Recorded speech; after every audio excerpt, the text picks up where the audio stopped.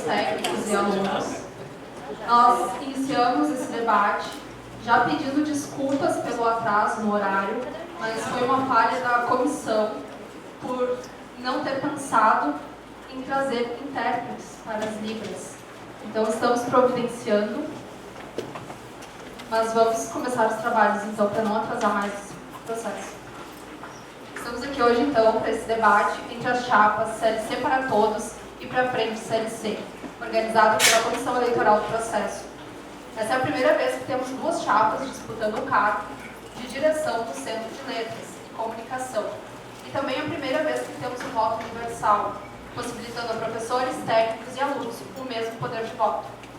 O debate será distribuído em 4 blocos, sendo o primeiro bloco de 20 minutos de apresentação dos candidatos e apresentação das propostas das chapas. O segundo bloco, de 30 minutos, serão temas sorteados que darão origem à pergunta entre os candidatos. No terceiro bloco, 30 minutos também, de perguntas da plateia. As meninas vão passar os papeizinhos aí e podem depois depositar na urna as perguntas. E o bloco final, o quarto bloco, encerramento com a fala final dos candidatos. A ordem do começo do debate foi definida previamente em sorteio, juntamente com as chapas, e ficou definido que a chapa 2, para frente CLC, do professor Eduardo, começará falando. O primeiro bloco, então, a gente inicia agora.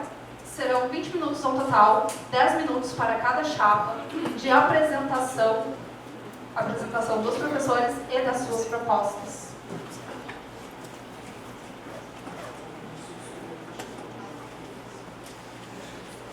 Então, pessoal, boa noite. Eu quero fazer uma correção. A chapa não é do professor Eduardo, é do professor Eduardo e da professora Sandra. São os dois professores da chapa. É importante, né? Então, pessoal, boa noite. Nós estamos aqui representando então, a chapa 2 para frente CLC. Sou o professor Eduardo, no momento coordenador do curso de licenciatura em Letras Português e Inglês. E tenho muita honra de ter me acompanhando nessa jornada a professora Sandra Alves, coordenadora do bacharelado em Letras, Redação e Revisão de Texto. Nós estamos nos colocando à disposição da comunidade do Centro para as funções de diretor e diretora adjunta, muito no sentido de, a partir das nossas experiências e vivências administrativas aqui dentro da unidade, conseguir enxergar uma série de questões que nós achamos que podem sofrer algum tipo de aperfeiçoamento ou ainda coisas que nós não estamos contemplando a contento, muito a partir, volto a dizer, da nossa experiência administrativa.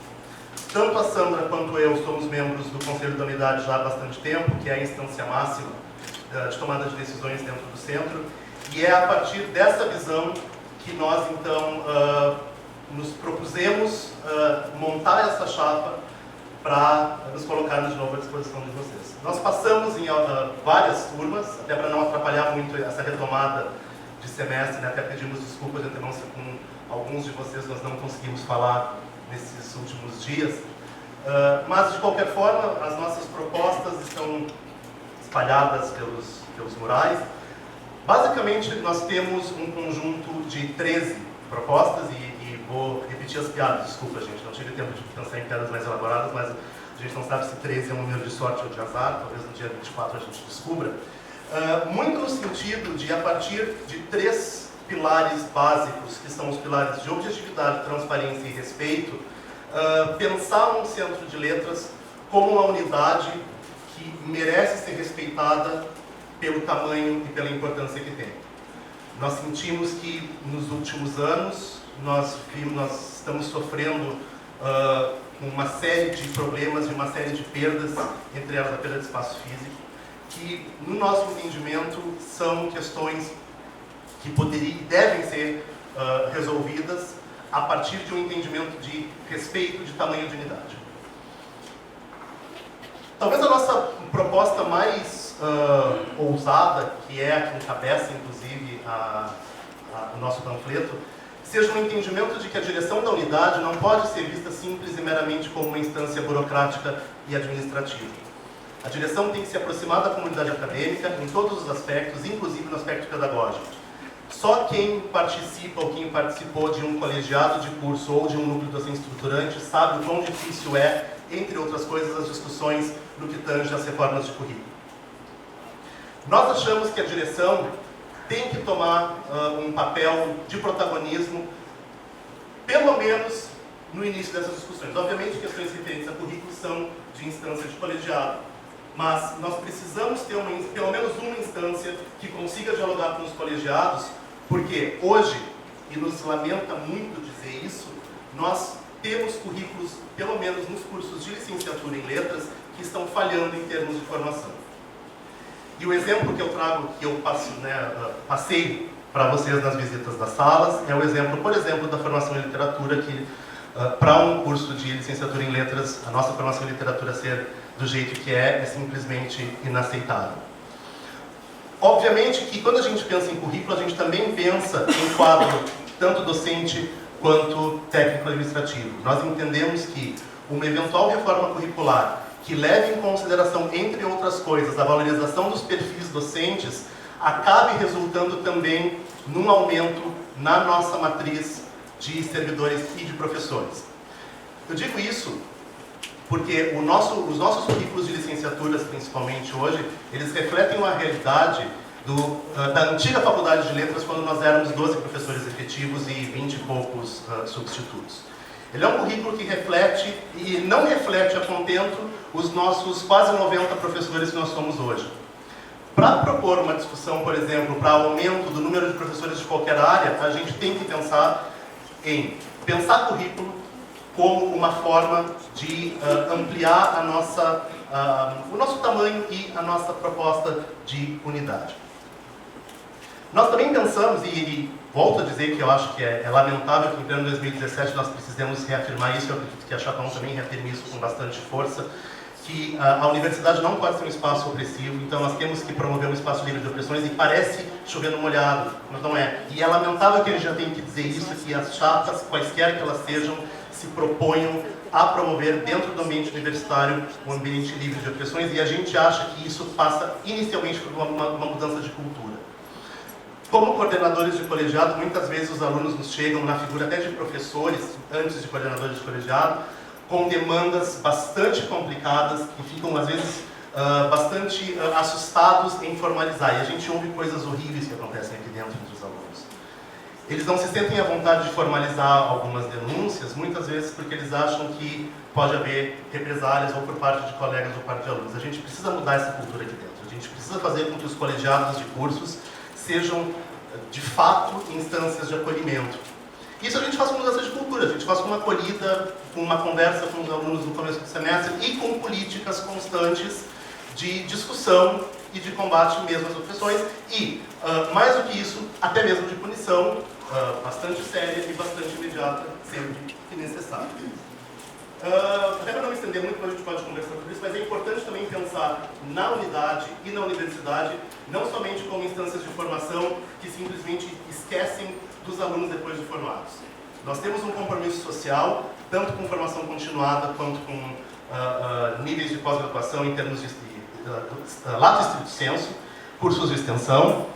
Hoje nós temos, por exemplo, um mestrado em letras consolidado. Estamos passando pela primeira avaliação cheia de quadriênio, apesar de nós já termos tido avaliações parciais. Agora, esse ano, nós temos a primeira avaliação plena.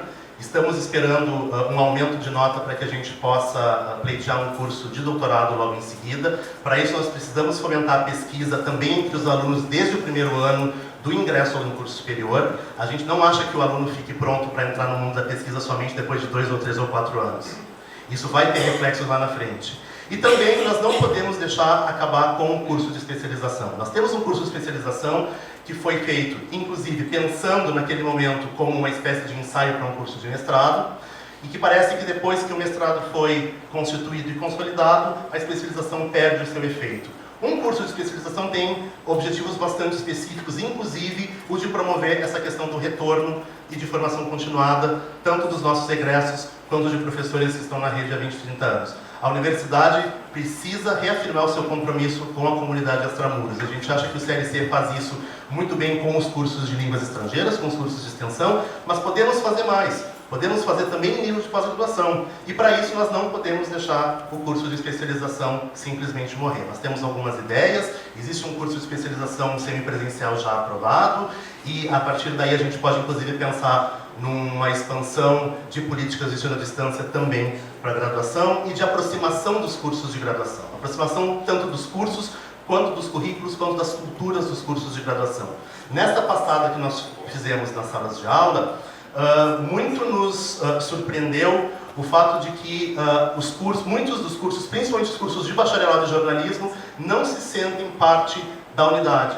São cursos que não dialogam entre si, dialogam com os próprios cursos. Nós precisamos também promover uma cultura de unidade. Nós somos um centro de letras e comunicação que foi montado em cima de uma faculdade de letras, mas parece que ainda muito dessa cultura de faculdade de letras ainda permanece. E, bom, a gente pode depois conversar mais sobre as propostas. De qualquer forma, eu vou passar a palavra para a professora Sandra, senão eu gosto muito da minha voz, então fico falando o tempo inteiro. Tem ainda 1 minuto para a gente. Bem, boa tarde a todos. Vocês, acho que todos me conhecem, são colegas, foram meus alunos. Meu nome é Sandra e eu estou aqui há, na verdade, bem pouco tempo, 4 anos apenas. E eu vim da iniciativa privada e cheguei aqui e muito me surpreendi com certas deficiências, com certos problemas que são assim, parece de tão fácil solução, né? Como, por exemplo, vocês, os alunos, terem um espaço, um lugar, uma sala onde eles possam, no intervalo, nos seus buracos lá na grade de horário, poderem ficar, estudar, trabalhar, conversar, enfim, quer dizer, eu acho que muito há o que mudar, em termos até de coisas bastante simples. Muito obrigada.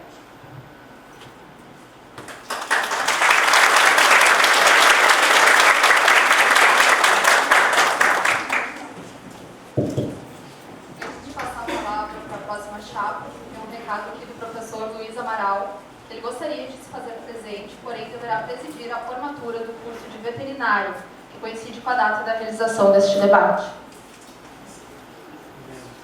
Agora, então, eu passo a palavra para a chapa 1, CLC para todos. Boa noite a todos, boa noite estudantes, boa noite técnicos, boa noite colegas, boa noite comunidade, o FEPEL, boa noite chapa 2, posso dizer boa noite, mesmo ainda temos claridade. Gostaria primeiro publicamente, de cumprimentar a comissão eleitoral, composta pelas 3 categorias, pelo brilhante trabalho que vem feito, pela ética e cumprimento para essa consulta à comunidade CLC. Bem, então, pessoal, falar da chapa 1, composta por mim e pela professora Cíntia, que me honra muito, remete primeiramente dizer como surgiu essa chapa. Então, essa chapa surgiu no movimento de muito diálogo com as 3 categorias. E esse diálogo, como consequência, resultou no meu nome, e no nome da professora Cíntia. Então, falar um pouquinho da Vanessa, então eu tenho formação em letras, meu mestrado e meu doutorado é na área de linguística, e o campo que eu faço pesquisa, extensão e ensino é na interface entre educação e comunicação. Minha experiência administrativa, ela vem antes da minha vinda aqui para a Universidade Federal de Pelotas como docente. Ela inicia na Universidade Federal do Pampa, em 2009. Lá eu tive o prazer e a experiência de ser coordenadora adjunta do curso, coordenadora do projeto institucional que implementou a educação à distância na Universidade Federal do Pampa, e logo que cheguei aqui na UFPEL, fui coordenadora do curso de pedagogia à distância, sou representante no Fórum de Licenciaturas, sou membro, representante aqui do CLC na do FEPEL. Essa representação que eu tenho na do FEPEL já há 4 anos fez eu conhecer a totalidade de todos os cursos da universidade.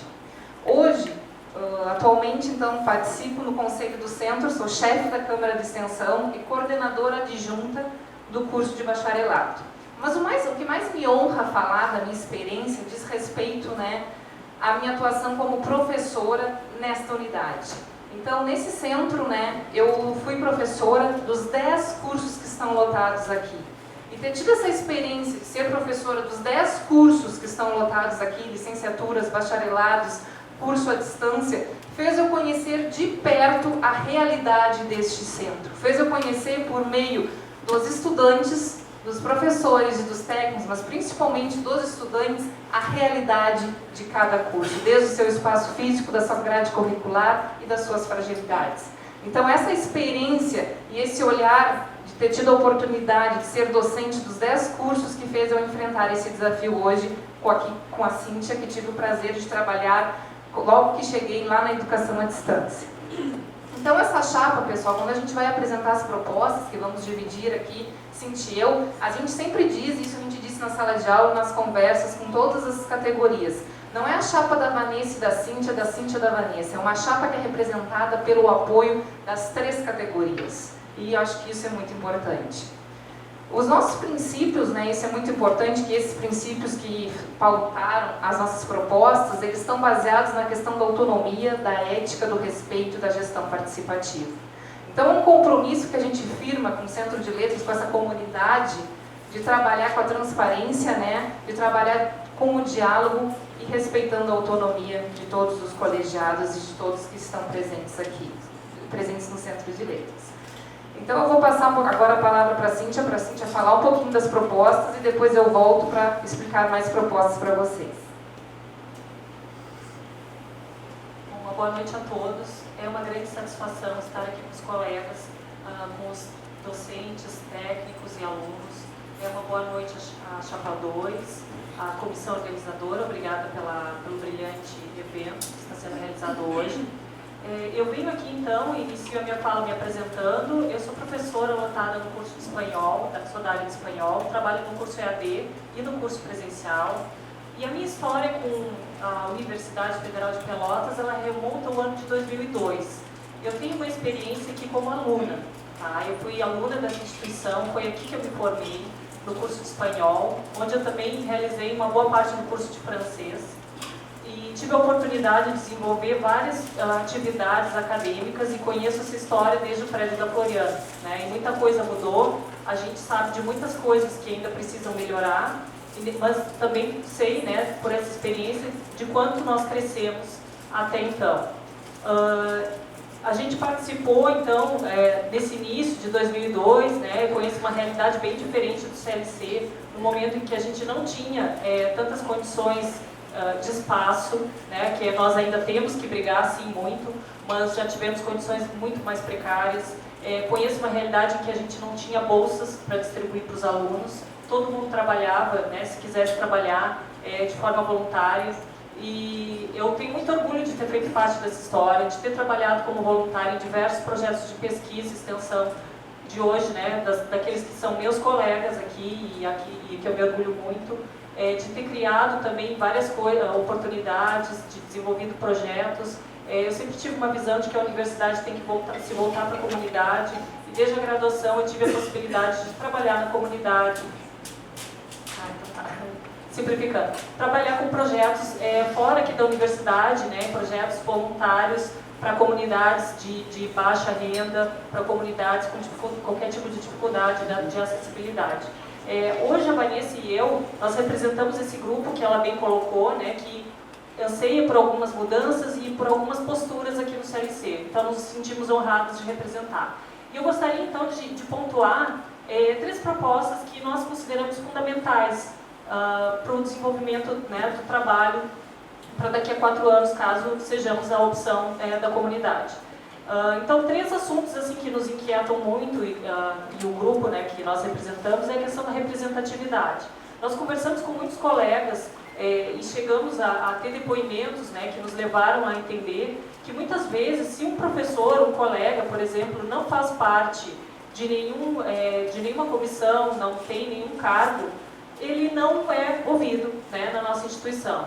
A gente tem aquelas reuniões de início de semestre, que são mais para informes, e o professor então tem a reunião diária, mas ele depois só recebe aquilo que nós deliberamos no CD, né, no conselho.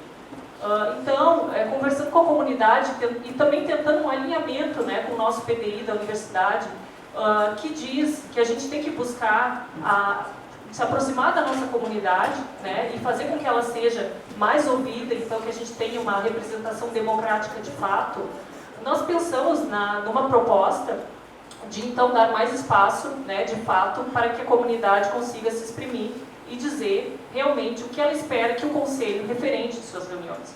Então nós pensamos na estipulação de assembleias que serviriam não para decidir coisas que não, né, a rotina burocrática, enfim, eu acho que não há necessidade, mas coisas que acabam afetando diretamente no nosso trabalho, impactam na vida de vocês alunos, né, nas construções dos planos de cada curso, na vida dos docentes e dos técnicos, porque às vezes muitas coisas são decididas ali por nós que estamos no CD, mas não sei até que ponto nós estamos representando de fato a comunidade. Então esse seria um dos pontos. A gente também imagina que é preciso uma maior informação, circulação de informação aqui. Então, numa tentativa também de ter um elo maior com os alunos, com a comunidade, entre graduação e pós-graduação, nós imaginamos que é necessário, urgente, né, a gente tentar criar algum tipo de evento anual em que a gente possa aproximar todas as estruturas que nós temos aqui, todos os cursos, todos os projetos de pesquisa, né, que calouros possam ser apresentados aos veteranos, para que a gente comece a criar vínculos e elos aqui, porque muita informação às vezes não circula e a gente perde alunos. Então essa também seria uma proposta. E a questão do portal, né, que a gente acha que todos os órgãos do CLC têm que ter um espaço na página para colocar pautas de reuniões e atas de decisões. A gente tem de alguns órgãos, mas não tem de todos. A gente acha que as áreas, os colegiados, né, o CD, inclusive quando for convocado a reuniões das instâncias superiores, deve sim ter esse portal onde tudo possa ser visto e estar às claras, para que a informação circule de uma forma muito mais rápida e que realmente chegue a todos nós da comunidade. Então a gente gostaria de agradecer esse espaço de fala, tenho certeza que o debate vai ser muito produtivo e que a gente vai poder então tirar daqui várias ideias, inclusive, né, para melhorar o nosso trabalho e enriquecer. Muito obrigada.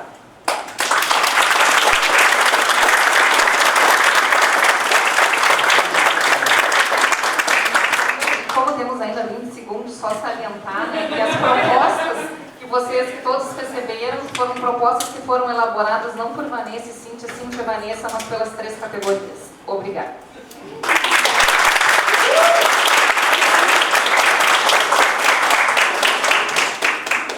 Bom, então damos por encerrado esse primeiro bloco de apresentação e passamos ao segundo bloco. Eu peço para a comissão passar a urna dos temas, por favor. Agora os temas serão sorteados e darão origem às perguntas entre os candidatos. Serão 6 temas sorteados, cada chapa terá 3 temas que sorteará e fará a pergunta referente a esse tema para outra chapa. Essa mesmo.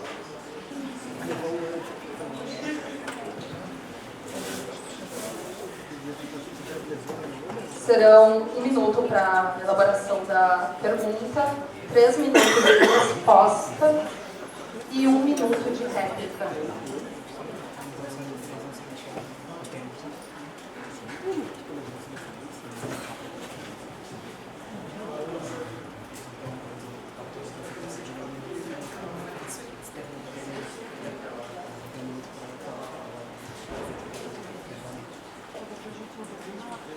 O tema retirado foi o regimento do CLC.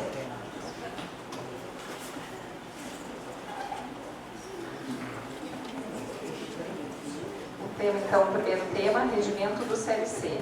Então, gostaríamos de saber como a chapa 2 pensa a questão de adequar, né, em função do PDI, em função da realidade que temos hoje, o regimento do CLC. Se pensa uma adaptação. Esse é um tema muito interessante. Hoje, nós, tanto a professora Sandra quanto eu, fizemos parte da comissão que pensou a proposta de regimento do nosso centro. Foi 1 ano, mais ou menos, de discussão até chegarmos na estrutura que nós temos hoje. O que o regimento prevê basicamente pensando até na urgência que nós tínhamos para a elaboração daquele documento, era pensar na estrutura que nós tínhamos, que nós queríamos ter enquanto centro na transformação de Faculdade de Letras para Centro de Letras e Comunicação. É uma proposta de estrutura que prevê, por mais que digam o contrário, representação participativa de todas as categorias e todas as instâncias de tomada de decisão. E é importante que fique claro que, se não há o atendimento de demandas de representação, talvez caiba à direção um diálogo entre as categorias para que outras formas de que essa voz seja ouvida chegue nas instâncias. Eu acho que, como a gente tem ouvido falar que o regimento não contempla, o regimento não prevê, o regimento não propõe, é desconhecer o regimento. Nós temos um regimento que, de fato, precisa ser, inclusive, adequado, porque o nosso conselho não é CD, desculpa, só uma correção, não é CD, porque nós não temos departamento, é CC, é Conselho do Centro, que é a instância máxima da unidade, teve ampliação de representação discente, inclusive. Nós não tínhamos, por exemplo, previsão de representação discente de pós-graduação, e hoje nós temos. Então, nós temos representação de categorias nas instâncias, principalmente na instância máxima de tomada de decisão, que é o Conselho do Centro. Agora, se as pessoas não vão nas reuniões quando são convocadas e essa informação não circula, bom, fica muito difícil pensar em como fazer a informação chegar nos representados. Pensamos também, naquele momento nós tínhamos pensado em estabelecer uma comissão de ética, que infelizmente a partir de consultas na Procuradoria Jurídica isso não seria possível em função da própria estrutura da universidade. Então tem questões que o regimento hoje tem que ser repensado, inclusive numa tentativa de talvez não criar novos espaços representativos, mas adequar os espaços representativos ao tamanho da nossa realidade, ao tamanho da nossa comunidade. Talvez, aliás, se faz necessária uma nova composição de uma comissão regimental, não para começar a discussão do zero, mas para fazer adequações pontuais e, inclusive, estabelecer propostas melhores de diálogo para que o regimento, então, contemple não talvez o centro que nós queiramos ter de uma forma utópica, nem o centro que nós temos hoje, mas um meio termo entre os dois.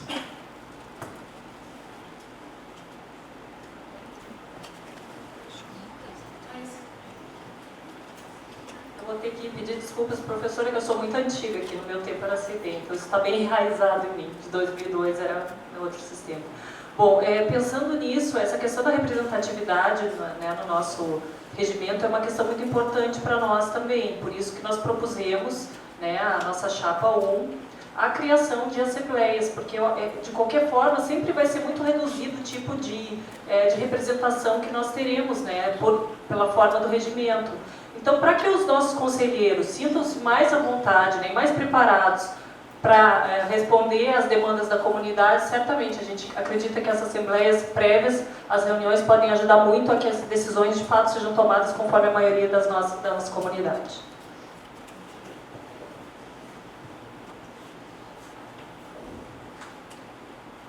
Professor Eduardo, sorteio o tema, por favor.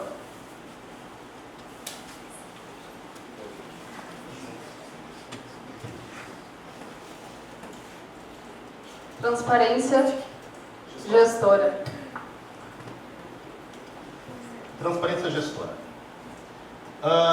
De que forma a Chapa 1 pensa em estabelecer políticas de transparência gestora que não se distanciem de promessas de campanha? Ou seja, de que forma efetiva vai haver, a partir das propostas de vocês, uma gestão de fato transparente a partir dos perfis que vocês estão defendendo aqui? Obrigada, professor Eduardo, pela pergunta. Então, isso é um compromisso, né, que está lá nas nossas propostas, nos nossos princípios. Então, sempre quando a gente pensa numa proposta e a gente faz um compromisso de ter uma gestão transparente, a gente tem que ter uma ação concreta, né? Então, a primeira coisa que a gente deixa bem claro, vai colocar como ação concreta, desde a questão da verba que vem para as unidades, então, chamar assembleias para todas as categorias, saber quanto que vem e decidir junto com as categorias como vamos destinar isso, portanto, para a questão das verbas, fazer relatórios, porque é cobrado, está dentro do regimento, né, fazer esses relatórios semestrais. A gente parte do princípio de fazer esses relatórios mensais e chamar toda a comunidade do CLC. toda decisão, a questão aqui a gente está falando só da questão da verba que vem, né? Mas a ética vai além disso. Porque quando a gente está à frente de uma direção, enquanto diretor, a gente vai lá para o consumo, representar o centro, representar a nossa unidade, a gente também parte do princípio, quando a gente for para lá, a gente tem que levar a ideia, né? O que a comunidade almeja, não a ideia do diretor. Então também nós vamos ter essa ética e ter um compromisso que a gente firma no papel e que a gente firma publicamente dessa transparência. Transparência num portal para você saber quanto recebemos, como vamos utilizar esse dinheiro e um relatório de prestação de contas. Uma ética firmada que quando a gente vai representar, está lá numa reunião do consumo, você saber em que nós estamos levando e dar o retorno em seguida a vocês, o que foi decidido nesse consumo. Então essa maneira que a gente participa, e respeitando a questão da ética também, respeitando as decisões que são tomadas nos colegiados e respeitando as particularidades de cada categoria.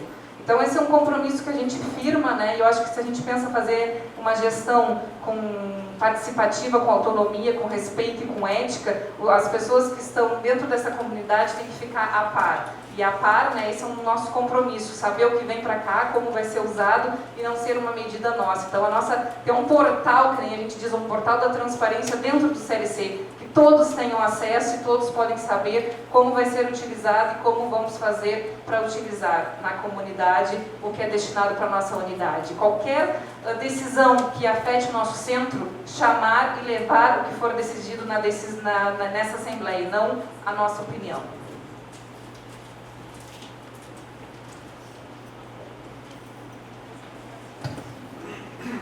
É interessante falar em Assembleia, mas lembrando que nós, enquanto servidores, não podemos interferir na forma como as outras categorias se organizam, né? Então, eu acho que isso é o primeiro ponto.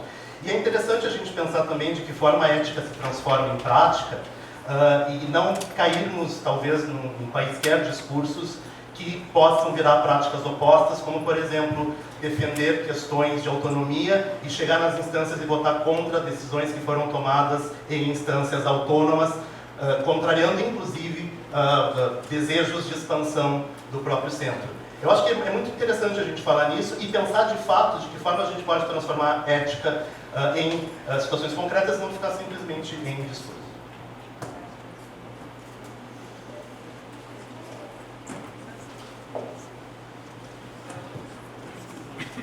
Próximo tema.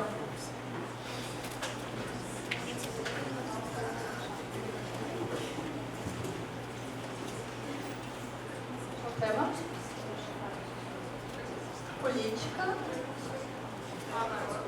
Política interna e externa do CLC. Bom, eu gostaria então de aproveitar o momento para que nós pudéssemos esclarecer um ponto e falar especificamente da questão da expansão, né, que é muito cara a nós. Por exemplo, eu vim do curso EAD, que trabalha muito para a expansão, né, e a interiorização do nosso CLC e da UFPEL nas regiões do Estado. Já tivemos polo, inclusive, fora do Estado. E eu sei o quanto é importante isso para o crescimento e para a expansão, enfim, do centro. Nós já chegamos a ter 700 alunos, mais de 70 professores. É uma máquina, assim, como se fosse paralela, né, ao que temos hoje, quase o CLC. Eu gostaria de saber quais os seus planos de expansão, considerando o curso de inglês EAD que foi proposto no ano passado. E se tu passaste, Eduardo, para a área, tá? Se tu passaste pela área, e qual foi a posição da área? Se os colegas chegaram a saber que tinha essa possibilidade no ano passado, ele estava pronto pelo MEC e foi oferecido a área de inglês. Não sei se passou em reunião, eu gostaria só de esclarecer como tu vês essa possibilidade de expansão que de repente foi perdida. Obrigada.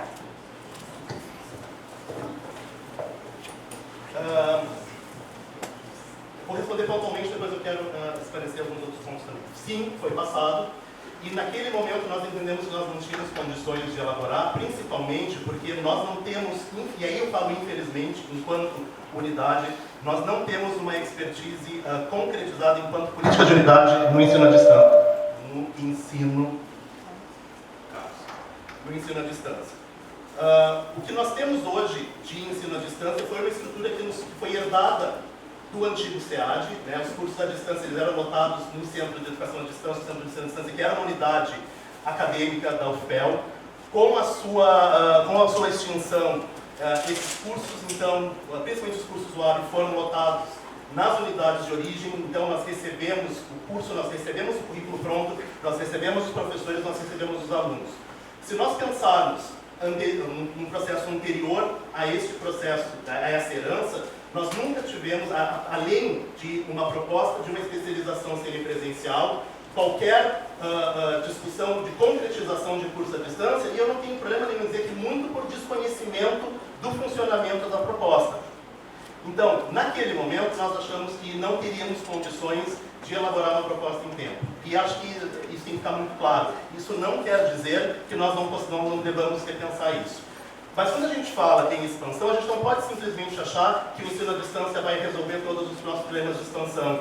Expansão universitária e expansão de unidade vai muito além disso, como, por exemplo, propostas de adequação ou de integração com projetos externos, como, por exemplo, o projeto PIBID, que nós temos representação, a Letras representa com uma das maiores quantidades de alunos, inclusive, aproximação com a comunidade a partir de reserva de vagas nos cursos de especialização para os professores da rede. Então não adianta, eu gosto muito da ideia de nós pensarmos o lugar do ensino à distância na universidade, mas a gente não pode simplesmente achar que todas as soluções de expansão passam por aí.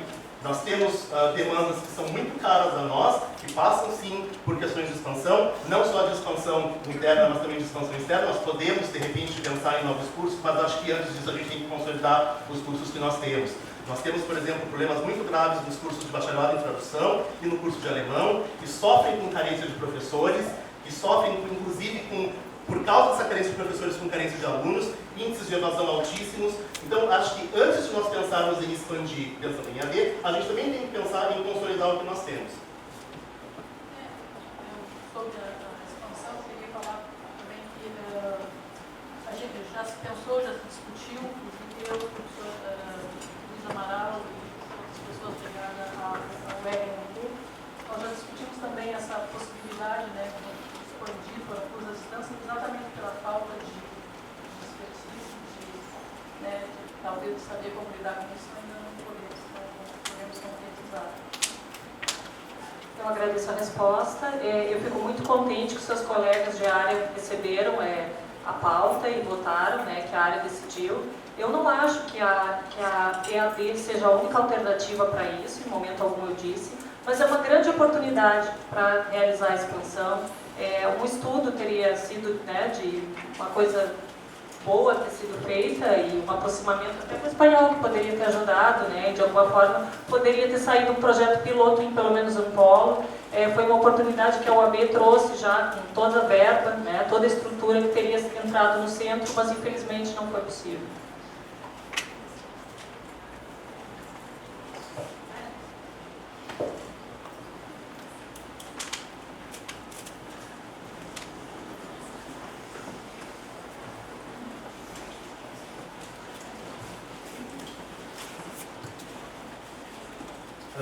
Valorização dos perfis docentes.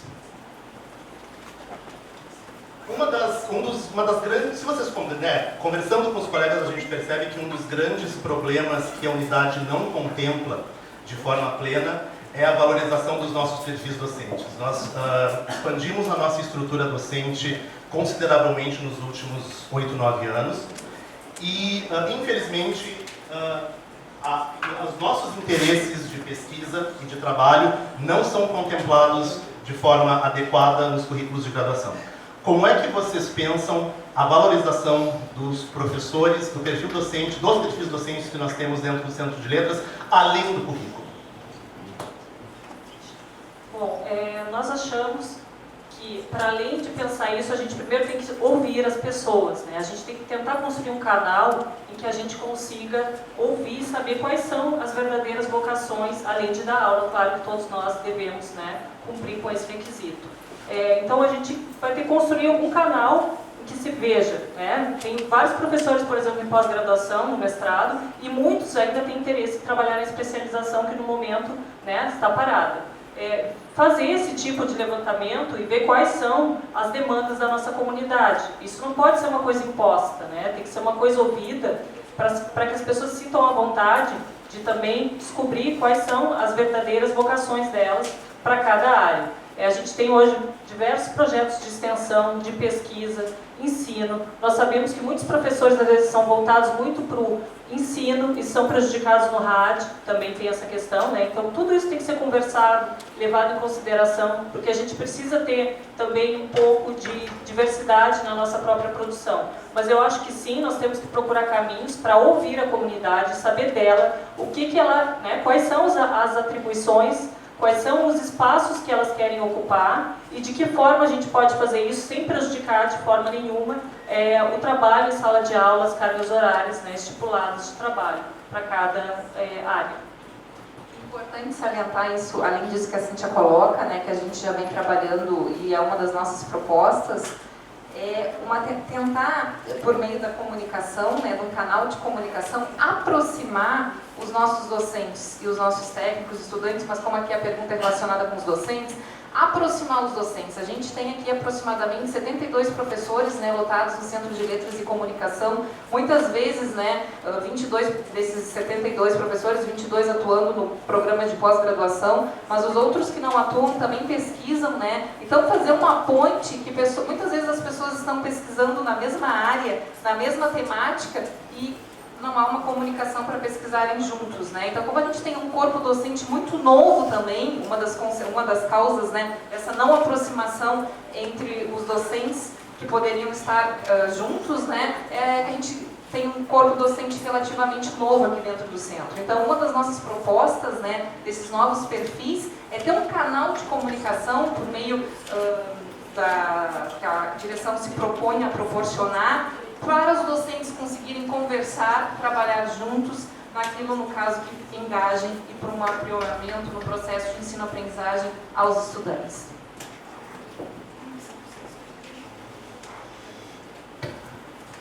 É interessante pensar que, se a gente for pensar em levantamento de perfil, isso já existe, né? Todo semestre, a direção adjunta passa para todos os docentes um formulário que nós temos que preencher, onde nós descrevemos detalhadamente as nossas atividades de ensino, pesquisa e extensão. O problema é que nós nos vemos muitas vezes obrigados a atendimento de extensão e pesquisa, quando muitos dos nossos perfis estão muito mais voltados para uma área ou para outra. Muito em função do que tu disseste mesmo, de não nos prejudicarmos depois, lá no final do ano, quando nós temos que fechar nosso relatório anual de atividades docentes, onde nós temos que demonstrar atividade nas três instâncias. Então, isso já existe. É só uma questão de, talvez, não reinventar a roda. Já existe e talvez achar uma forma de implementar outras políticas de valorização que não acabem em prejudicar nenhum docente pelo não atendimento ou pelo atendimento parcial ou de pesquisa ou de extensão por conta do seu perfil.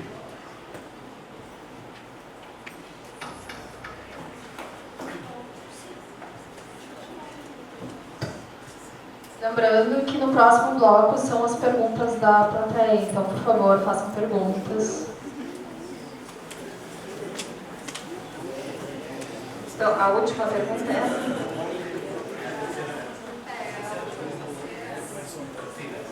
Integração dos cursos do CLC. Perguntar para a Chapa, então, como eles podem, qual o projeto deles, como eles visualizam uma integração maior entre as áreas e os cursos. Conversando com a comunidade agora para a campanha, nós visualizamos que muitas pessoas nem sabem o que acontece em alguns cursos, né? Alguns cursos elas nem têm dimensão direito do que está acontecendo.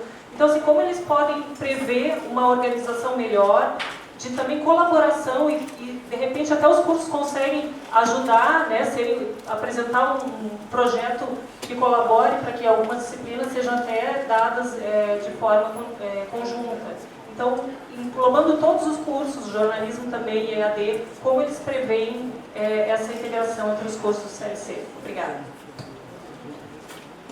A forma mais fácil e mais direta é a redação de currículos. Acho que não tem outra questão. Talvez a principal seja realmente integrar currículos. Nós temos realmente, dentro desses perfis, nós temos várias áreas de contato. Temos professores que atuam nas áreas de língua portuguesa e linguística, ensino e estágios, que atuam realmente em todos os cursos, né, poderiam, de fato, promover também essa integração a partir da área. Mas já que isso talvez não aconteça, a gente tem que pensar em integração de currículo. Para vocês terem uma ideia, um aluno que se forma em licenciatura em letras em inglês, se ele pretende voltar como diplomado para fazer o bacharelado em letras em inglês, hoje, pensando no currículo, ele tem que fazer o curso todo praticamente de novo. Aliás, ele tem que ficar os 4 anos novamente. Por quê?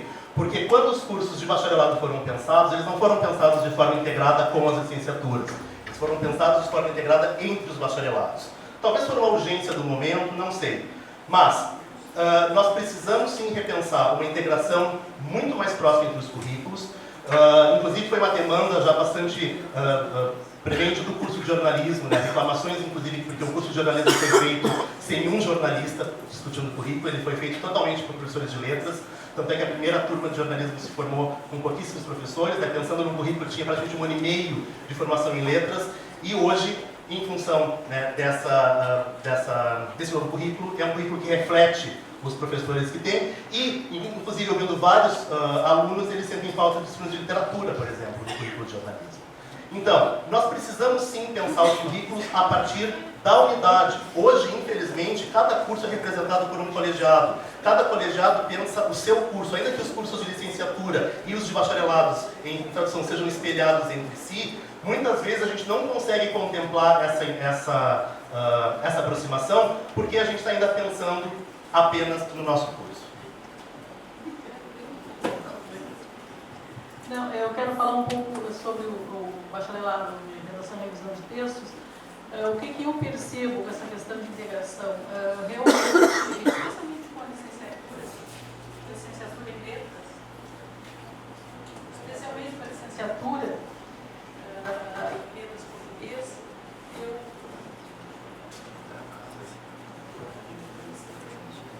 Alô? Às vezes eu penso que eu me sinto que o curso de redação e revisão de textos não é um curso de redação e revisão de textos de língua portuguesa. De tão pouca língua portuguesa que tem no curso de redação e revisão de textos. Então, isso tem me incomodado muito e eu estou trabalhando muito nisso. Em breve teremos novidades assim, em termos de, então, ter naturalmente algumas disciplinas específicas da redação e revisão de textos, claro que é, mas eu acho que tem que ter mais integração com o português, com a língua portuguesa, né?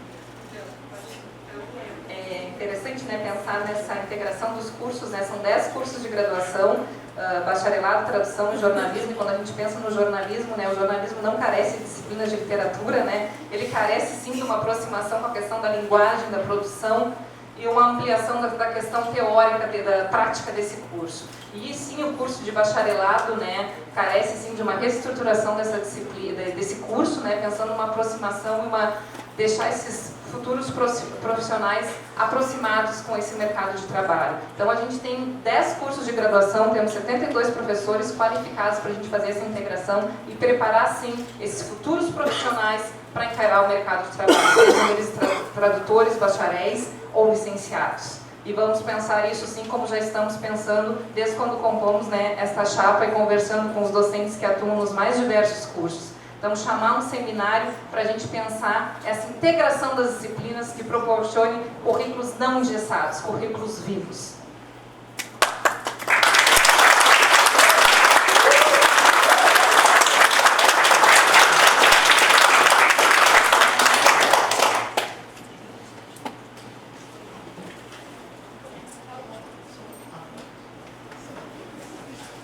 É a última.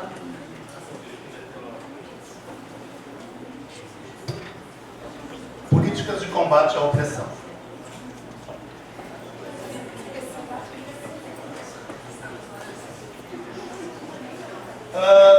Ano passado, nós tivemos muitas ocorrências de muitas formas de opressão dentro do centro, e uma das propostas que surgiram do Conselho foi uma comissão para pensar atividades que discutissem, né, as questões de opressão e combate à opressão dentro do centro. Eu acho que, né, vocês fazem parte.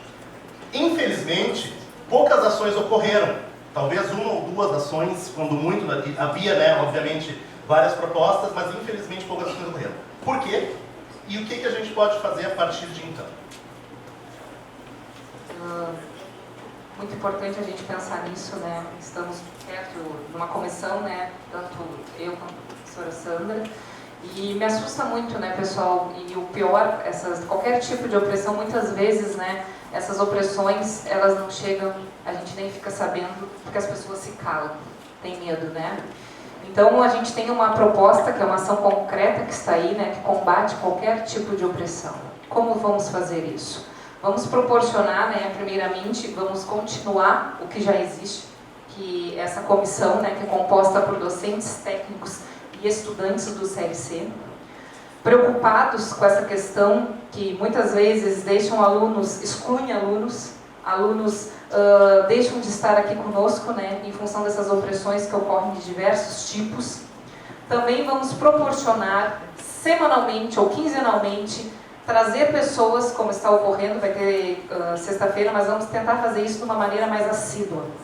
Então, trazer pessoas. A questão de pessoas que estão aqui, a gente tem vários professores que trabalham com essa questão, são estudiosos nisso, então a gente já conversou lá no ICH com duas professoras, né, tanto a Regiane Jardim como a Flávia Nascimento, que são parceiras dessa nossa proposta para transformar em ação, para vir discutir isso de perto aqui no CLC. Outra coisa também que já fizemos, né, como temos uma proposta, a gente tem que pensá-la nessa ação dessa proposta.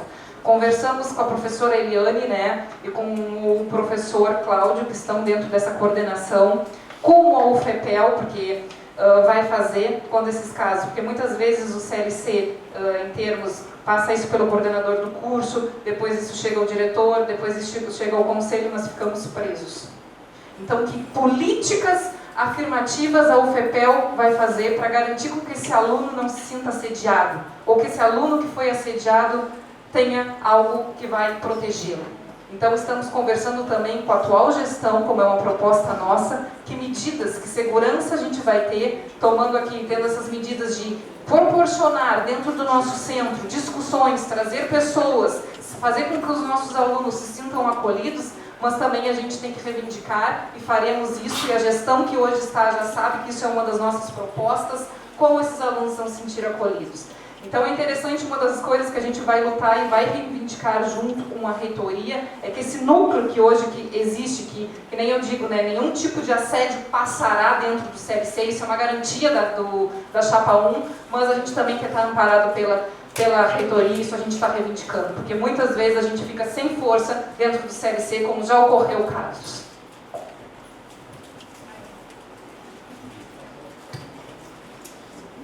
Eu acho que é importante a gente pensar realmente em políticas, mas eu fico pensando até que ponto a gente pensar de forma bastante grandiosa em políticas universitárias acaba tendo algum resultado quando às vezes a gente não consegue pensar em políticas dentro da nossa casa. Para que tudo isso aconteça, para que a universidade de fato institua formas de ação e de coibir isso, primeiro a gente precisa fazer com que o aluno se sinta acolhido no primeiro andar, que ele saiba que ele possa ir ao colegiado do curso ou a alguma instância criada a partir do regimento, se ele não quiser falar com o coordenador de curso, e se sinta acolhido. Porque senão de nada vai adiantar a gente pensar em nível universitário, se lá, aqui no quarto andar, se lá no primeiro andar o aluno ainda ficar calado e se sentir acuado e não saber a quem recorrer.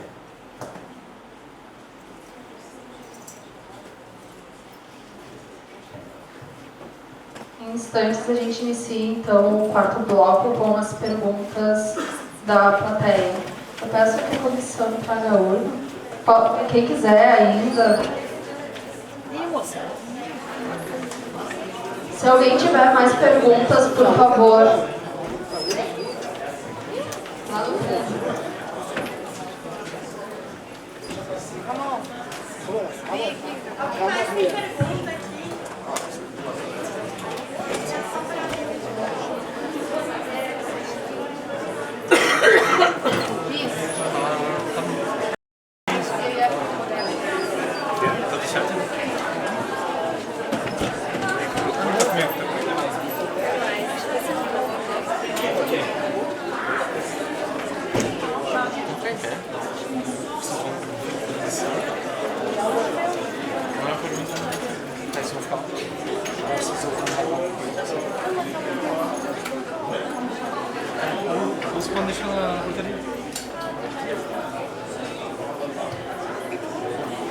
Pessoal, vamos fazer silêncio, por favor.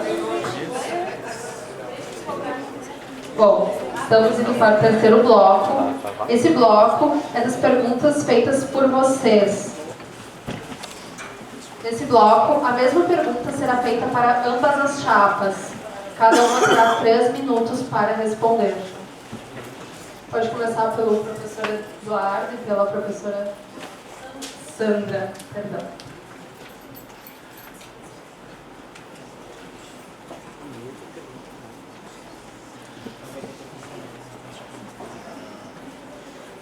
Quais as propostas possíveis para que os estudantes do turno da noite tenham acesso às horas complementares obrigatórias, visto que muitos trabalham?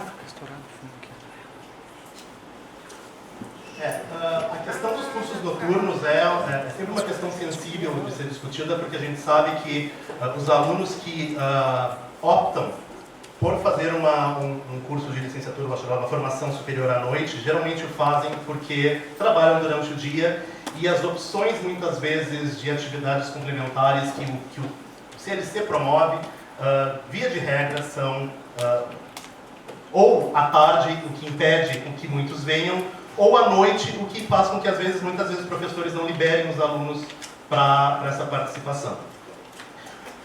Uma discussão curricular pode e deve, talvez, pensar ou repensar o que os cursos podem validar como horas complementares, a fim de fazer com que outras propostas de atividade sejam validadas principalmente para os alunos do turno da noite.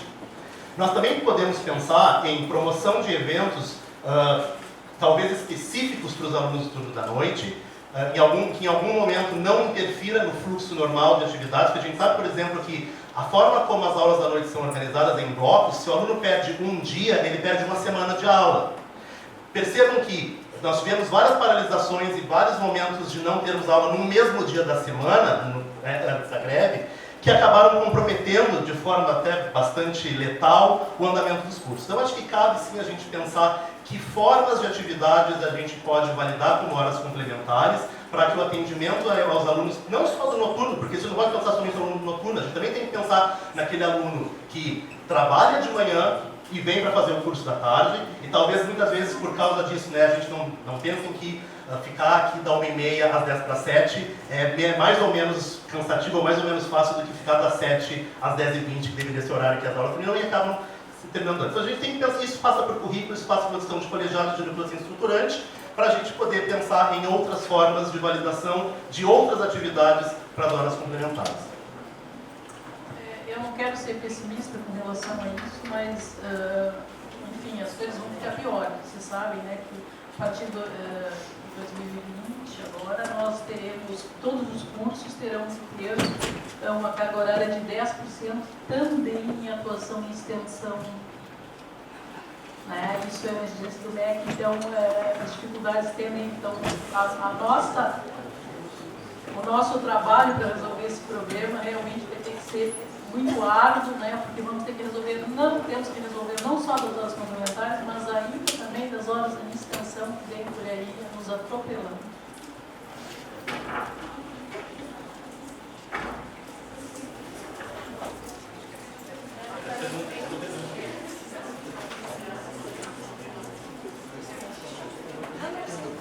Bom, eu sou coordenadora de um curso que também funciona à noite, nos polos, e nós enfrentamos esse problema há muitos anos. E construímos no curso uma forma de ajudar a diminuir essas dificuldades, porque muitas vezes até esses alunos que estudam de noite trabalham durante o dia. Então, até a presença em eventos científicos é prejudicada. Então, nós oferecemos muitas atividades por webconferência, como palestras, ciclos de palestras, extensão, que nós fazemos com eles. Também contamos com o apoio de outros cursos, como cursos de extensão que são feitos pela filosofia EAD, e eles contam como horas para os nossos alunos. Então, é uma série de práticas que muitas vezes não necessita presencialmente de um aluno perder a aula ou perder o seu trabalho para fazer esses cursos. Hoje em dia a gente tem a tecnologia que ajuda muito a diminuir essas questões de espaço, tempo, distâncias, e a gente pode oferecer uma gama de serviços, de informações, para que os alunos não saiam prejudicados, para que eles possam usufruir, ter acesso a palestrantes, né, a qualquer tipo de evento que não tenha que estar presencialmente. E acrescentar também que é importante destacar que aqui a gente já tem exemplo de um curso que está dentro do CLC, que é o curso de jornalismo, que as atividades que estão vinculadas fora da questão do ensino, da pesquisa, de extensão, de eventos, elas acontecem sempre à noite. Então é uma realidade que a gente tem de perto, que os alunos não ficam prejudicados em função das horas complementares. E dar 2 exemplos também bem práticos, né, que já ocorreram. O ano passado a gente organizou uma comissão de professores, o primeiro seminário de literatura, línguas, né, interfaces, e que a gente colocou esse seminário predominantemente no turno da noite. Então, eu acho que é uma maneira de a gente pensar, né, eu acho que isso é uma maneira que as pessoas que atuam nos cursos trabalhar a questão da realidade desse curso. Então, se o curso funciona à noite, a gente tem que promover eventos que vão fora da sala de aula, no turno que esses alunos estudam.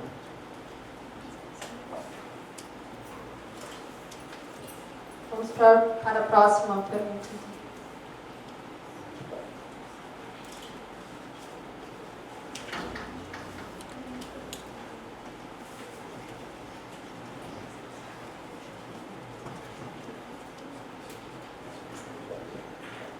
Há uma barreira entre a licenciatura e o bacharelado, o que as chapas, no caso, propõem para acabar ou ao menos diminuir esse sentimento de muitos alunos.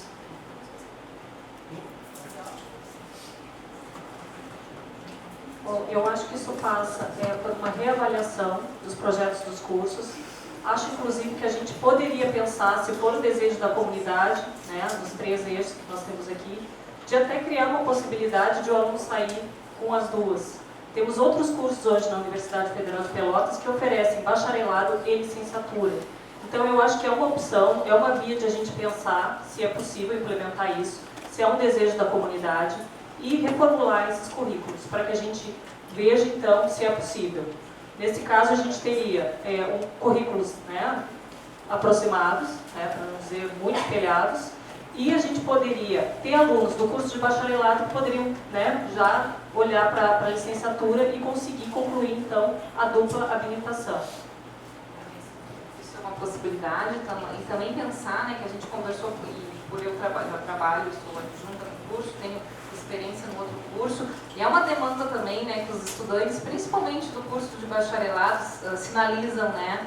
Então, muitas vezes as disciplinas, né, são voltadas, são disciplinas que eles fazem junto com a licenciatura, mas disciplinas que estão focando uma formação muito mais da licenciatura do que do bacharelado. Então, o pessoal do bacharelado muitas vezes acaba prejudicado, porque o foco, a disciplina é comum para os 2 cursos, mas o foco fica muito mais para a licenciatura do que para o bacharelado. Então, é algo que a gente tem que rever, né? Não só em termos da grade curricular, mas também da questão metodológica e da questão, quando a gente oferta uma disciplina e essa disciplina é comum para cursos de licenciatura e bacharelado, ela atender essas 2 demandas que têm finalidades diferentes. Então, esse é um cuidado que a gente tem que ter para não ter paredes, né, para não ter muros e ninguém no seu processo de ensino-aprendizagem sair prejudicado.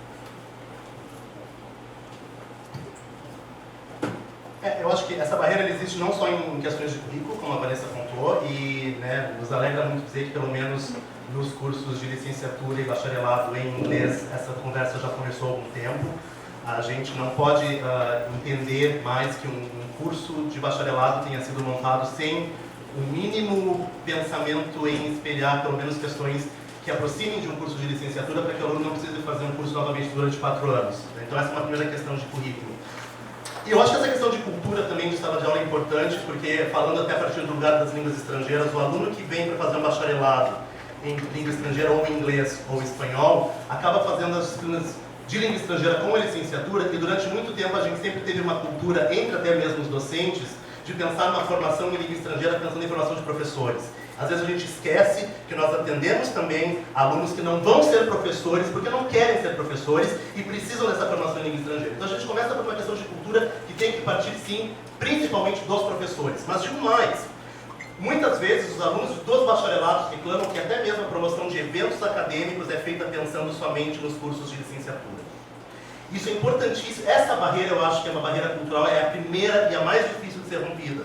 Não adianta nada a gente pensar em aproximar currículo e fazer com que o aluno se forme ou bacharel ou licenciado e fique 1 ano e meio ou 2 como coordenador de título e saia com outro título, uma quádrupla habilitação, se for o caso, sim a gente pensar em uma cultura de unidade. Nós temos que aproximar os cursos também a partir das suas especificidades e a partir do que eles têm para oferecer e o que eles têm de melhor. Então, muitas vezes, de fato, assim, até por uma questão de cultura, nós por muito tempo fomos faculdade de letras, por muito tempo nós tivemos somente cursos de licenciatura, então isso está muito entranhado ainda no nosso DNA, principalmente os professores mais antigos, e mesmo eu que cheguei em 2008, entrei muito nessa cultura. Nós temos que repensar isso, porque muitas vezes os alunos dos bacharelados não se sentem pertencentes à cultura do centro.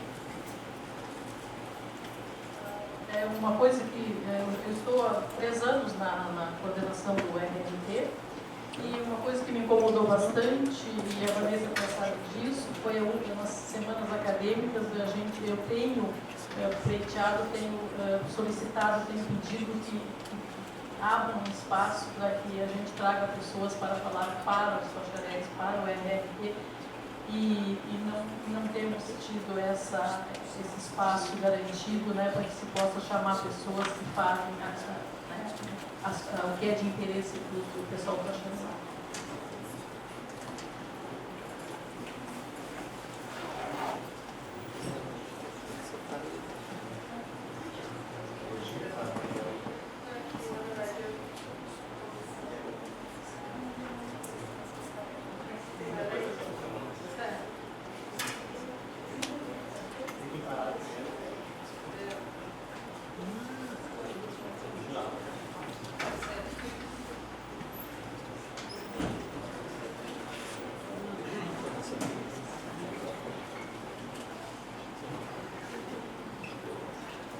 O curso de revisão textual, bacharelado, tem uma séria deficiência de conteúdo obrigatório, opcional e de caráter de extensão e pesquisa.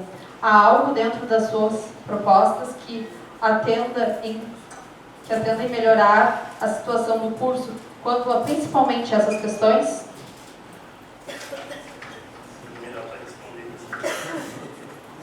Sim.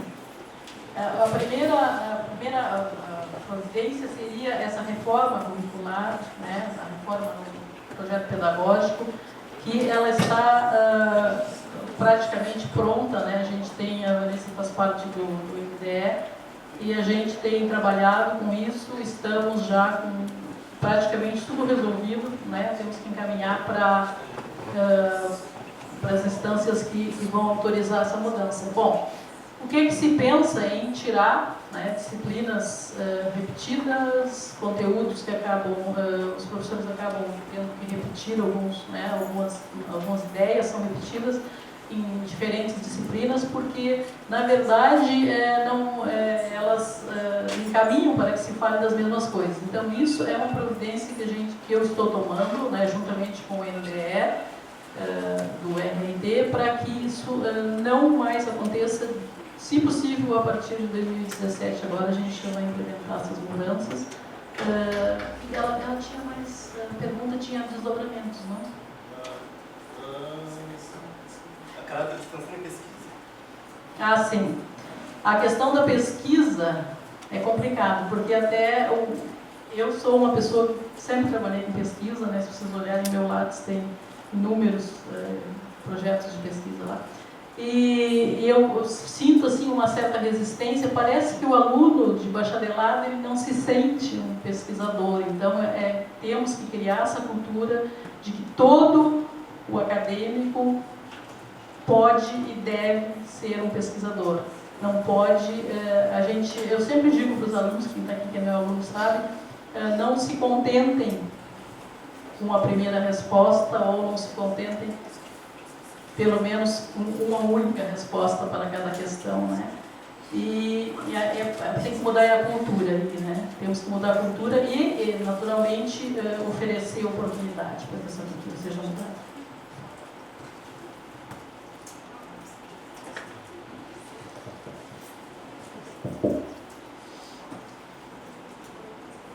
Então, como a Sandra colocou, né? Felizmente, né, eu participo junto com a Sandra, sou coordenadora adjunta, né, desse curso, e tem um olhar atento nesse curso, nessa discussão que estamos fazendo, né? E pensando, né, pessoal, a primeira coisa como que já está sendo feito, é importante, né, rever, né, a grade curricular desse curso, né? Isso é um olhar nosso, docente, né, e que carece também dos estudantes. Se a gente analisar a grade curricular do curso e pensar futuramente, né, a inserção deles no mercado, algumas lacunas tem na grade curricular. Então, isso é uma medida que já está sendo feita, né, Sandra? Tu como coordenadora, eu como adjunta e com todo o corpo docente que participa desse curso. Então, a primeira medida, a primeira ação já está sendo feita, é uma reelaboração, né, das disciplinas que serão ofertadas a esse curso. Uma outra coisa, pessoal, que é muito importante a gente pensar, é uma aproximação do pessoal do bacharelado para o mercado de trabalho, desde o início. Quando a gente pensa lá na licenciatura, que os nossos futuros licenciados têm que ter o pé na escola, os nossos futuros bacharéis também têm que ter o pé no mercado de trabalho.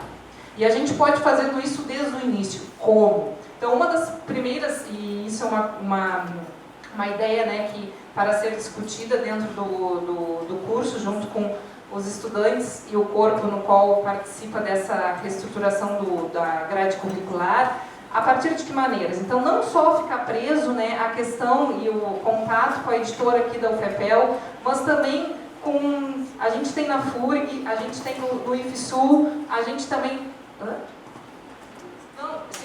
em jornais. Então, assim, uma das políticas que aí a gente vai trabalhar extensão e pesquisa ao mesmo tempo é aproximação e desde o início na formação desses futuros bacharéis com o mercado de trabalho. Isso é possível. E também proporcionar, isso é uma das coisas que eu já tinha comentado com a Sandra, trazer pessoas que atuam para dialogar com vocês, que são do bacharelado. Então, a gente tem pessoas excelentes que são pessoas formadas, são bacharéis, e fizeram concurso público para atuar tanto em órgãos públicos como privados, como revisores de texto. Então, também proporcionar que vocês tenham contato, além dos excelentes docentes que atuam na formação de vocês, que vocês tenham contato com outras vozes de pessoas que estão atuando no mercado de trabalho, porque isso só vai enriquecer. Mas uma das coisas que a gente tem que pensar e que vem na pergunta de um estudante, essa questão da extensão e da pesquisa é uma aproximação de vocês no mercado de trabalho, e essa aproximação da pesquisa dá para fazer muito bem. Eu estou trabalhando numa disciplina que é do bacharelado, que é a produção do gênero acadêmico, que a gente está trabalhando já na prática esse olhar de pesquisador.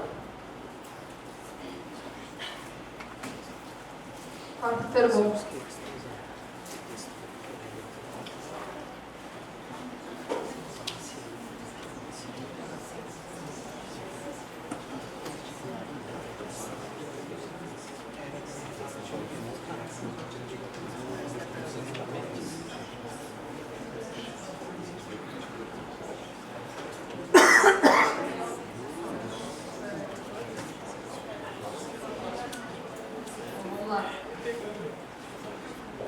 Sobre o ensino semipresencial, citou da importância da pós-graduação, mestrado, e de que há no mestrado um andamento para esta modalidade semipresencial.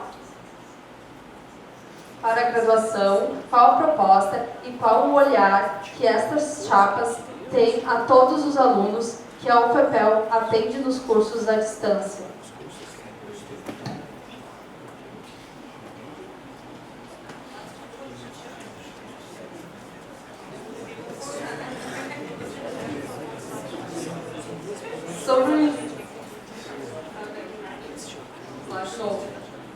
Sobre o ensino semipresencial, uma das chapas, eu acredito, citou a importância da pós-graduação, mestrado, e que há no mestrado um andamento para esta modalidade semipresencial. Para a graduação, qual a proposta e qual o olhar que esta chapa tem a todos os alunos que a UFPEL atende nos cursos à distância?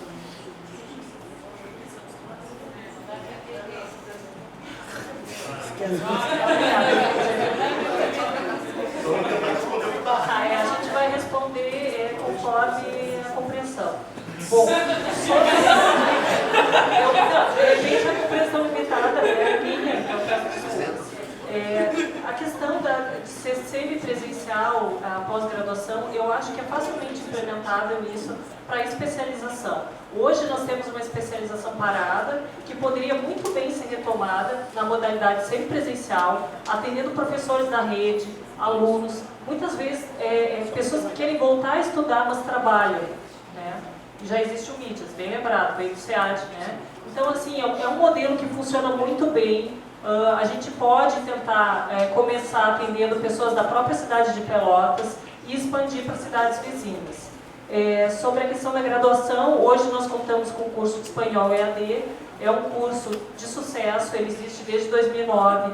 Como eu falei anteriormente, nós chegamos a ter mais de 700 alunos, 70 professores, toda essa estrutura com poucos professores, né? A Tizi está aqui, a Pia também, que tocaram isso, né? É um trabalho muito grande para ser feito, principalmente porque os alunos, toda a estrutura não está ao nosso dispor, né? Às vezes está muito longe de nós e muitas vezes, né, nós tivemos que viajar muito, passar semana fora de casa para estar acompanhando periodicamente o trabalho nos polos. É um trabalho que vale a pena. Eu posso dizer para vocês da emoção que é trabalhar, porque a gente vê o trabalho da gente fazendo um sentido naquelas comunidades que muitas vezes são muito pequenas, são muito pobres, cidades em que aquelas pessoas jamais teriam condição de ter um diploma superior, mas são pessoas altamente capazes, inteligentes, e a gente tem hoje, né, um feedback dos nossos formandos, que são pessoas que estão tirando primeiro lugar, segundo lugar em concursos, né, já estão se colocando. Nós tivemos um tempo sem abrir turmas, porque houve um corte da CAPES e da UAB. Agora, novamente, nós estamos abrindo vestibular em 6 polos. Nós sempre cuidamos para que a gente atenda, né, uma quantidade de polos e alunos em que a gente possa dar qualidade, né, ter professores de qualidade, uma estrutura de qualidade. Eu acho muito bem que o CLC pode abrir mais iniciativas nessa área, tanto de graduação, quanto de especialização, quanto de extensão também, né? Se prestam muito bem para isso, essa modalidade. E acho sim que a gente tem muito que conversar com os outros cursos, muitas coisas que às vezes é um problema no presencial, a gente pode estar usando também para a graduação presencial, recursos e atividades, disciplinas que poderiam muito bem estar resolvendo vários problemas que a gente tem em currículo, carga horária, às vezes falta de professor especializado. Já vi que houve já situações em que a gente estava com uma disciplina à distância e que não tinha professor para dar aqui no presencial. Então eu acho que tem que haver essa conversa, tem que haver essa expansão e é uma ferramenta muito, muito útil para a vida dos nossos alunos e da nossa comunidade, com certeza.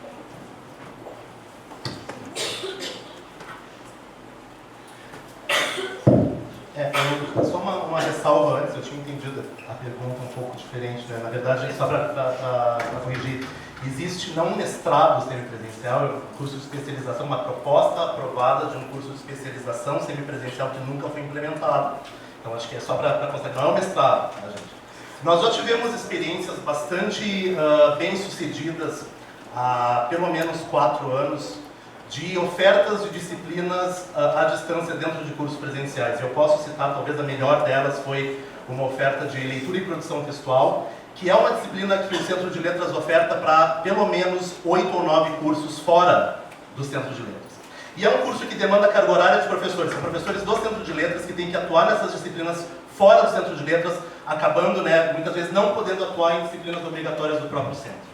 Nós fizemos um projeto piloto que durou 2 anos, não sei por que exatamente as coisas não continuaram, mas foi bem sucedido, então nós temos que pensar principalmente também numa readequação, no impacto que isso vai ter na carga horária dos nossos professores para atendimento das disciplinas do próprio centro. Hoje, por exemplo, quando a gente tem que fazer distribuição de carga horária, nós temos que levar em consideração o atendimento que o centro oferece para fora, com as disciplinas de inglês instrumental, francês instrumental, leitura e produção de texto. Só com essas 3 disciplinas a gente atende a 22 cursos. E são professores que saem do Centro de Letras e atendem 22 cursos e não atendem, com essa carga horária poderiam atender o Centro de Letras, né, com todas as nossas necessidades. Então, assim, nós já tivemos um projeto piloto, eu acho que nesse sentido, de novo, a gente tem que ter uma aproximação muito maior com a expertise do EAD, que por N motivos não acontece, a gente precisa desse diálogo de inclusão, esse diálogo de aproximação mesmo, pensando de novo, né, numa estrutura que dê conta das demandas não somente de cursos que são totalmente à distância, mas de cursos presenciais. Caso contrário, a gente vai estar sempre com os mesmos problemas. Pedir professor, a gente até pode pedir professor para atendimento das disciplinas descobertas. nós vamos ganhar. Então eu acho que assim, a gente precisa mesmo uma mudança de cultura de base aqui dentro. A gente não pode mais achar que, por quaisquer motivos, os cursos de bacharelado estão de um lado, o curso de jornalismo do outro, as licenciaturas do outro, o EAD do outro. Nós temos muito que contribuir um com o outro, e não é só o EAD no presencial. Nenhum dos professores que eu conheço, assim, além dos que já atuam no EAD, contribuem com o EAD que poderiam, inclusive indo aos polos, visitando os polos. Essa aproximação também não acontece. Então, quando a gente fala em aproximação, não adianta só falar em questões curriculares, a gente tem que falar também em uma mudança de cultura dentro do próprio centro. E isso passa, obviamente, em romper com aquela ideia de que nós ainda somos uma faculdade de letras ampliada.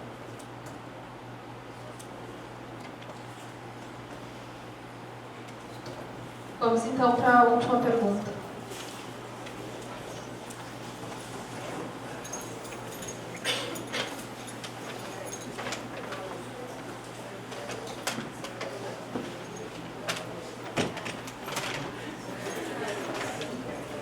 Bom, vamos lá então, a última pergunta, depois do encerramento. Como as chapas veem o papel do diretor adjunto?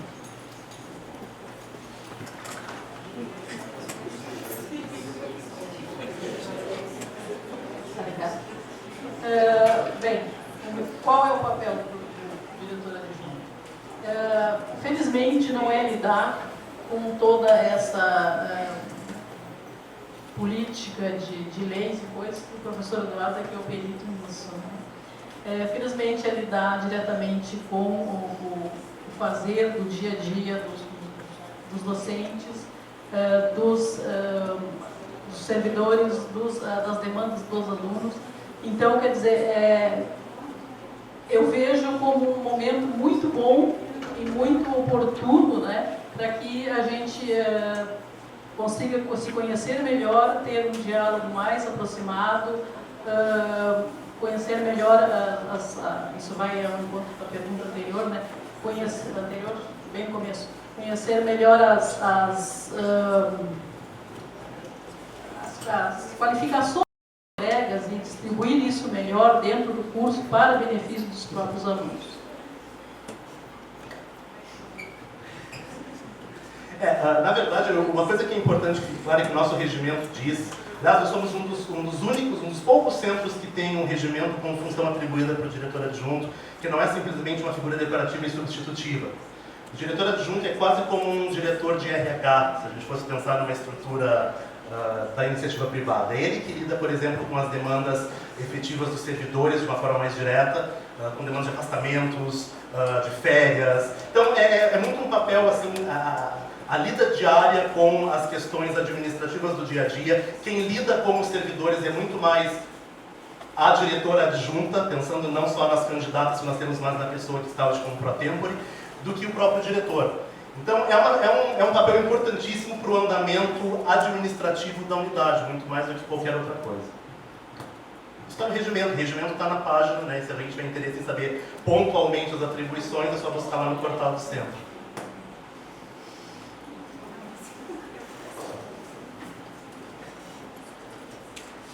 Sobre a pergunta, né, pessoal, eu vou iniciar porque com muita alegria e com a certeza, né, que as características que estão pautadas no nosso regimento, que diz respeito ao que compete ao diretor adjunto, né, a CITIA tem, além dessa experiência que ela tem administrativa, em termos de ser coordenadora de curso, em termos de ter participado na gestão anterior, junto à gestão à reitoria, essa competência dela, ela tem de sobra. Mas, além disso, é muito importante a essa pessoa que vai estar junto com o diretor ter uma característica que é de saber aglutinar as 3 categorias. E isso a Cíntia tem de sobra.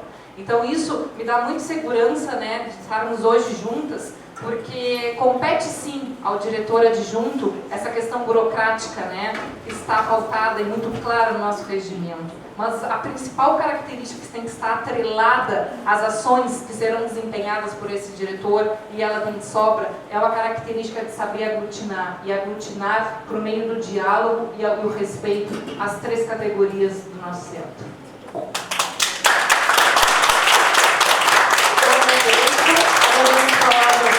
Da Vanessa, como a gente sabe, tem no regimento, né, toda todas as atribuições. É uma atribuição mais envolvida ao pessoal, aos servidores, saber se cumprir o horário, a distribuição de disciplinas, enfim, é toda a questão administrativa do pessoal. Eu fico muito contente de estar pleiteando, né, assumir essa responsabilidade. Me considero uma pessoa que costuma observar e ter um bom relacionamento com todos, ouvir a todos, ser bastante ponderada e ser, sobretudo, ética nas minhas condutas e respeitosa com todos, sem fazer diferenciação alguma. Então, me sinto muito apta a desempenhar essa tarefa. Já trabalhei com bastante gente lá nos cursos EAD, nunca tive problemas com ninguém e os problemas surgem, né? Consigo resolver eles da melhor maneira possível, sempre ouvindo as pessoas, tentando dialogar. Acredito que a gente pode fazer uma gestão muito boa, dar mais espaço e mais voz para que as pessoas se comuniquem, falem, cheguem, né, ao gabinete lá da direção adjunta e exprimam seus desejos, vontades, problemas, enfim. Imagino que será uma porta aberta a todos que queiram conversar, resolver problemas e, enfim, qualquer coisa que a gente puder também humanizar mais o nosso espaço de trabalho, né? Não quero ser uma figura meramente burocrática na vida da nossa comunidade, né? Eu quero desempenhar um papel mais ativo e ajudar no que for possível para fazer com que a nossa vida, o nosso cotidiano do trabalho seja mais leve, né? Seja um CLC para todos, que todos se sintam bem e à vontade e desempenhem o seu trabalho felizes, né? Não com um peso ou sentindo-se de alguma forma cobrados, enfim. Eu acho que esse é o papel, é saber o que está funcionando, fazer funcionar e respeitar todos. Obrigada.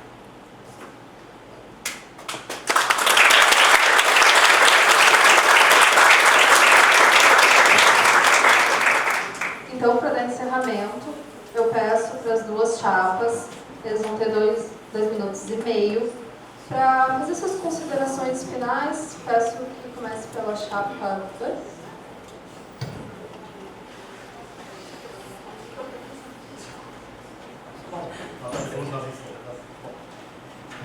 Não. Gente, então assim, eu acho que esse momento que a gente está vivendo hoje, independentemente do resultado, é um momento histórico. A gente tem que encarar isso como um momento histórico, né? Digo para todo mundo que o voto universal tem seus críticos e a gente sabe disso, mas o voto universal, essa conquista histórica dos alunos, que pela primeira vez está sendo implementada hoje no Centro de Letras, é um convite ao engajamento político. Eu acho que hoje a gente conseguiu dimensionar e cotejar as propostas. Isso foi muito importante. A gente está fazendo história aqui dentro do Centro de Letras. É importante saber também que, enfim, nós estamos tentando, acho que todas as duas chapas têm o interesse de promoção do melhor do centro. Para nós, para mim pessoalmente, foi muito bom poder conhecer a maioria das pessoas irlandesas, porque atuando no curso de inglês isso fica muito claro, a gente fica muito restrito. Isso não quer dizer que a atuação de um docente num determinado curso faça com que ele seja limitado à visão daquele curso. Não é nenhum demérito, nem a atuação em todos os cursos a partir de uma área específica, nem a atuação a um curso só a partir da sua área específica. Nós estamos nos colocando aqui à disposição a partir da nossa experiência administrativa, a partir da nossa visão de unidade, a partir da nossa visão de futuro. A gente já sabe de onde a gente veio, a gente já sabe onde a gente está, e agora eu quero convidar vocês para continuar caminhando para frente. É para frente que se anda e é para frente que a gente quer ir. Então, engajem-se no processo, engajem-se politicamente no processo, engajem-se com toda a sabedoria que está colocada nas mãos de vocês para a próxima gestão. Vocês são transitórios, muitos de vocês já estão se formando, muitos de vocês estão chegando, muitos de vocês vão sair antes da gestão acabar. Nós vamos permanecer. E é a partir deste local que eu acho que vocês têm que pensar. Que tipo de centro de letras vocês querem vivenciar nos próximos anos que vocês estiverem aqui e deixar para as próximas turmas e para os professores também e para os servidores que aqui ficarão. Então, muito obrigado por esse espaço, muito obrigado por nos deixarem conversar com vocês e nos vemos nas urnas nos dias 20, 21 e 22. Muito obrigado.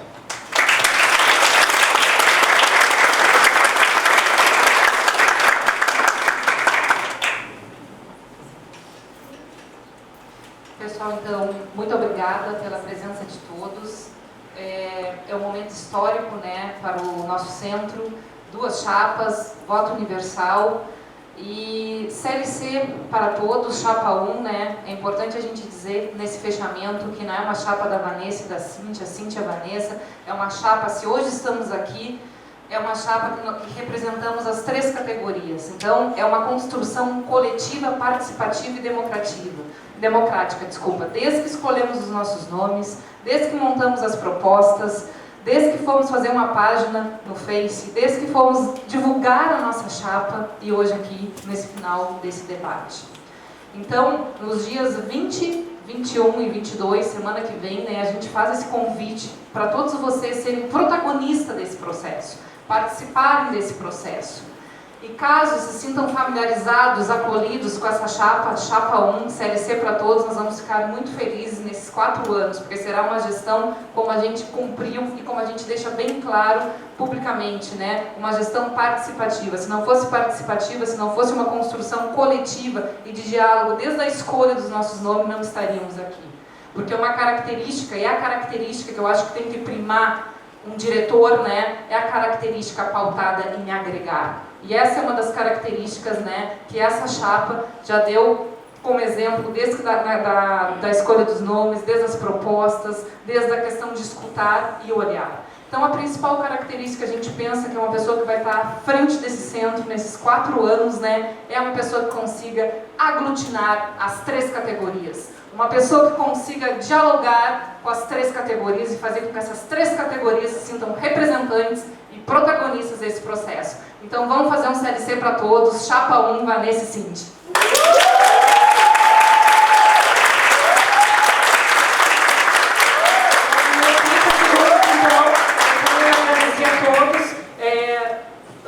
Enfatizar, né, que esse processo está sendo democrático de fato, temos 2 opções, e reafirmar o nosso compromisso genuíno com a ética, com a transparência e com o diálogo, que não é de ocasião, é uma característica nossa e do grupo ao qual representamos. Então, muito obrigado e venham com a gente fazer um CLC para todos.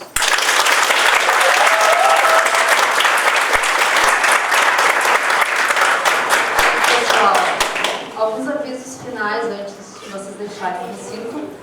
As perguntas, muito obrigado a todos que... Posso pedir uma licença à comissão organizadora? Perdoe, né, o adiantado da hora, mas eu preciso só de 3 minutos, porque é uma responsabilidade profissional que eu tenho. Nós somos o Centro de Letras e Comunicação, nós temos cursos de letras, e nós temos uma disciplina chamada Libras, e nós temos uma área de Libras, e nós temos profissionais que utilizam Libras, não só porque são profissionais, mas porque são surdos. Eu, particularmente, quem conhece a minha trajetória, eu sou professora de língua inglesa no departamento, mas meu doutorado foi em políticas linguísticas. Professora, a senhora pode ser breve, por favor? Desculpa. A senhora pode ser um pouquinho mais breve, já estouramos o tempo. Posso, e eu quero que escutem, porque isso é importante, né? Gente, nós não podemos no Centro de Letras oferecer uma atividade que não tem intérprete de Libras. Isso é um desrespeito linguístico. Se eu estivesse na engenharia, se eu estivesse na veterinária, eu ia sair muito triste desse lugar. Mas daqui vocês podem imaginar como que eu saio, e mais do que é importante do que isso, porque não é importante o que a professora Jane, que é pesquisadora da área, se sente, mas o que os colegas, os professores de vocês de Libras, né, membros do nosso centro. Então, eu não quero ter que falar isso novamente, nunca dentro do Centro de Letras e Comunicação. Hoje à tarde, porque eu sempre tento recordar, né, antes mandei um e-mail para a direção adjunta e para a direção do Instituto perguntando, tem intérprete hoje? Então, por favor, desculpe a minha exaltação, mas eu não tenho como, é uma responsabilidade muito grande, né? Eu tenho certeza, isso é o tema para casa de sociolinguística, para todos nós, colegas, alunos, né? E eu tenho certeza que as chapas, as duas, vão pensar sobre isso. Não é uma crítica às chapas, porque eles foram convidados, né? Mas havia uma comissão organizando e também a direção. Eu enviei, eu não tinha o e-mail da comissão, eu enviei esse e-mail para a direção e a direção adjunta, né? Então eu acho que vejam como a direção de um instituto é muito importante, porque falar sobre políticas, né, e práticas, enfim, é um passo grande. Tá? Fala-se tanto sobre isso na sala de aula, né? Em um momento desse não. Exatamente. Pessoal, eu sou membro da comissão, como aluna, sou representante dos alunos do jornalismo dentro da comissão. Gostaria de pedir desculpas, sinceramente, foi uma falha nossa, não chegou até nós o teu e-mail, desculpa mesmo. Olha, o mais importante é que não é a mim que deve desculpa. Sim, aos Eu alunos. gostaria de dar uma sugestão, que as duas chapas se comprometessem a fazer uma reunião com a área de Libras. Primeiro, uma desculpa oficial da comissão organizadora, né, dessa situação declarada, né? E, por favor, organizem um dia com a área de Libras. Nós iremos disponibilizar, todo o debate foi filmado, nós iremos disponibilizar esse debate com a tradução para Libras. Mas é muito importante a expressão, não é? Nenhum deles teve